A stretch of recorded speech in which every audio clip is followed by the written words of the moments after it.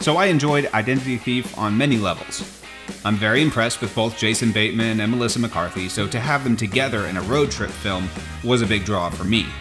I expected to laugh, and I did, a lot. But I also found that there's much more to this film than meets the eye.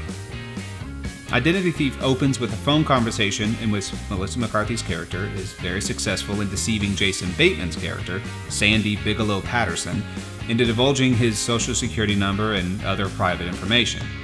Sandy eventually realizes that this woman has stolen his identity and racked up credit card debt, been arrested under his name, so he's forced to travel to Florida to apprehend her.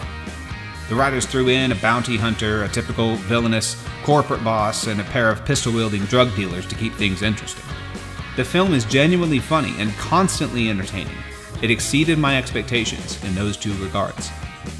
But after the third and fourth viewing, I realized why it was still enjoyable to watch. It has a message. It has a theme that resonates in a way that you wouldn't expect from such an absurd comedy. To explain this theme, we need look no further than the characters of Jason Bateman and Melissa McCarthy, both at the beginning of the film and then towards the end. Jason Bateman's character Sandy is a devoted father and husband, but his job is unfulfilling. His boss is dismissive of his existence. Melissa McCarthy's character Dawn is a predatory fraud. She steals individuals' identities to buy extravagant jet skis, multiples of items people only needed one of, like Xboxes, toasters, blenders, etc., expensive haircuts, and drinks for entire bars full of people. We are shown clearly in our first interaction to her that she also attempts to use these behaviors to obtain friends, but she always fails. Just under the surface, she is lonely and heartbroken. Sandy and Dawn are opposites.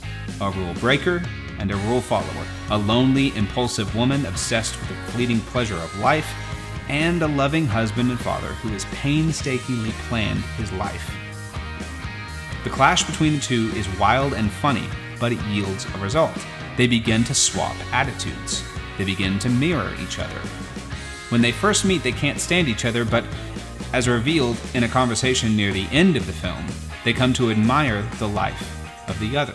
And as proof of this, Sandy impersonates the very boss he despises and talks to a man who holds his same position at a different branch. He even states a few times during that same scene that he's talking to himself. This is profound. Now the problem is that Sandy has become like Dawn.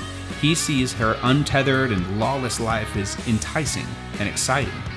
Even more surprising is that Dawn calls him out. She throws back how ridiculous he sounds, wishing he were like her. Dawn set out to steal Sandy's financial identity, but what she ultimately steals is a substantial portion of the magnetic field which guides his moral compass. Herein lies the theme. We become who we choose to spend our time with. We can stave off that tide for a time, but it's inevitable. So the question before us is, who do you wish to be?